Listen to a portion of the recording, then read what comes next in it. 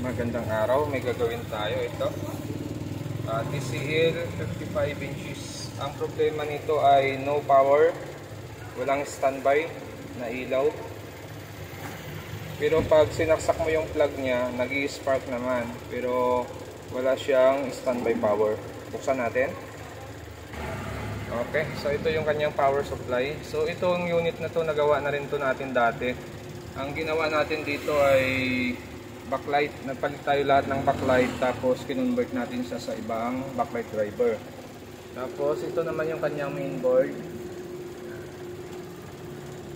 So ang problema niya ngayon ay wala siyang standby power. So saksak natin.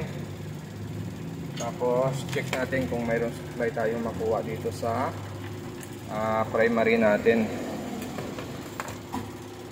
Ito sa filter.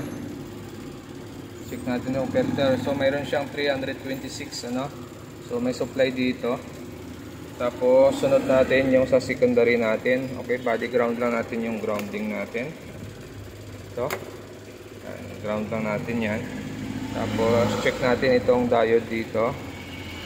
Yun. So wala tayong makuwang supply dito. Wala siyang secondary, no? May primary input siya pero wala siyang secondary output. Okay, so gagawin natin, babaklasin natin itong power supply niya, check natin kung ano ang naging problema nito. So kung bago lang kayo sa aking channel, huwag kalimutan mag-subscribe. Sa mga nakapag-subscribe na, maraming salamat sa suporta niyo sa channel natin. Okay, so ito, makikita natin dito yung power supply natin ay pumutok, ano, yan o, sunog o. Yan, sunog talaga siya. Yan o, laki ng damage niya sa cover ito. Yan o, sabog siya, no? So gagawin natin dito, dahil ang supply lang naman nito ay 12 volts. Yan o, 12 lang siya. Yan. So ibig sabihin yung primary nito 12 volts lang. Pwede natin to i-convert sa 4 wires, ano? Ipo 4 wires na lang natin to para hindi na tayo mahirapan. Gagawin natin sa power supply nya, papatayin natin yung PFC nito, tatanggalin natin yung output dito, yung power regulator nya, tapos i-convert na lang natin sa 4 wires ito. Kasi 12 volts lang naman ang kailangan natin, dahil yung backlight nito ay may hiwalay na siyang driver. Okay, set up natin.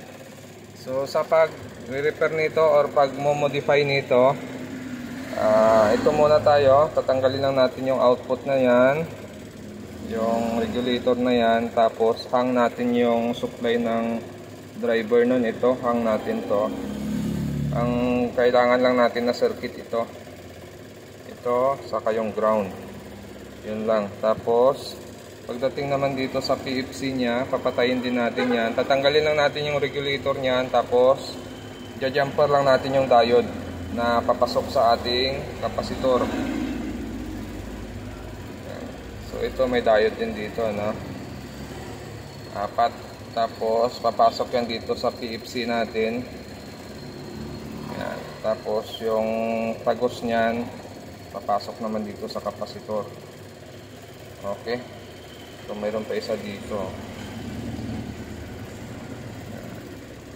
Kahit hindi mo natanggalin, pwede na rin. So ito na lang, remove lang natin to. Kahit supply ng PFC nya, kahit wag na nating baguhin, okay lang din yan.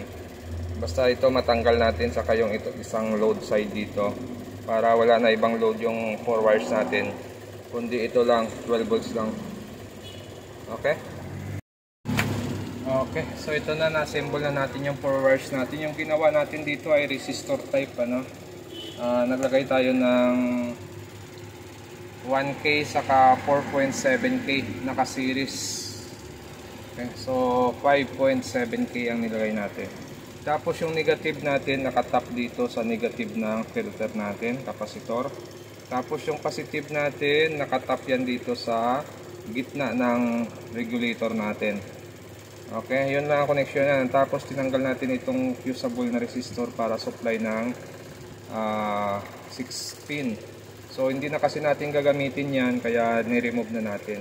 So ang load lang natin sa transformer na ito lang 12 volts. Tapos yung blue saka yung yellow natin, nakatap dito sa filter ng secondary 12 volts natin. Ito yung positive, ito yung negative natin. So ganun lang yung pag-install. So ito, tinanggal natin yung regulator ng PFC niya. Tapos yung diode hindi na natin binaypass, ano. So inayaan lang natin na nakaganyan yung diode niyan.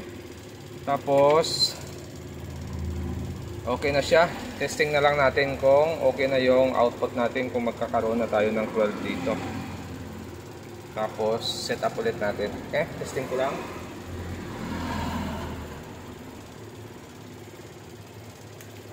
Yan, nakasaksak na yan. Check natin yung supply natin dito.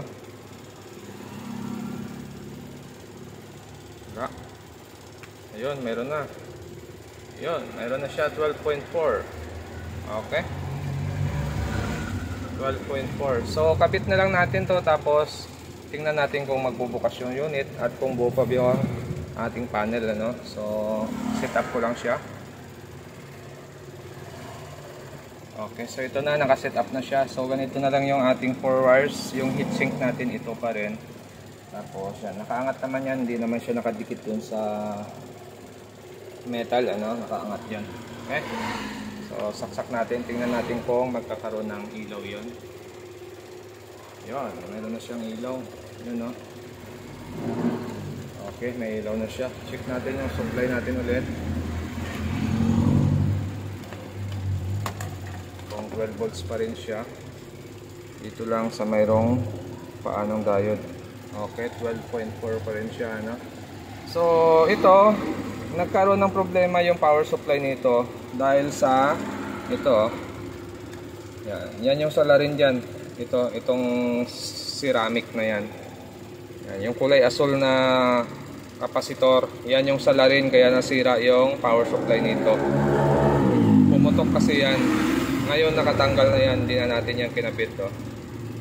Yan yung salarin, kaya nasira yung power supply nito. Kadalasan yan sa mga Samsung. Yan unang na bumibigay dyan. Okay, so meron na tayong standby. Yan, standby power on natin. Okay, yun, nag-relay na siya, no? So makikita natin, nag-backlight na siya. Yun, no? Meron na siyang backlight. Titingnan na lang natin kung nagkaroon ng display yung screen. Okay, so blanco, walang display. Ayun, meron. Ayun, ha? No signal. Okay, okay na siya. So yun lang talaga ang problema niya.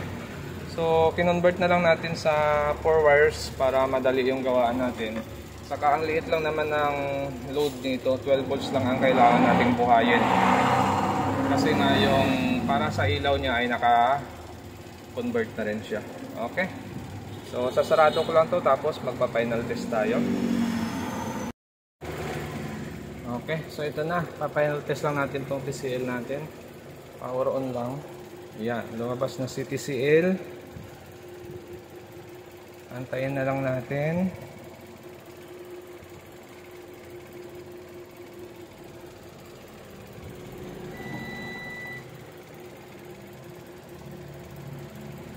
Yun, no signal. Try natin mag-input. Ayun, naka-HDMI siya. AB tayo. Yan, okay na, no?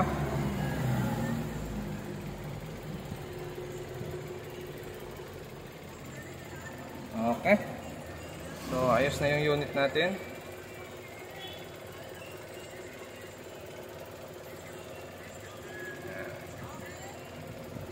Okay, so hanggang dito na lang yung video natin. At kung bago lang kayo sa aking channel, huwag kalimutan mag-subscribe. Sa susunod ulit natin na video, power supply issue lang ito. Kinonvert lang natin siya sa 4 wires para mabilisan lang yung gawa natin.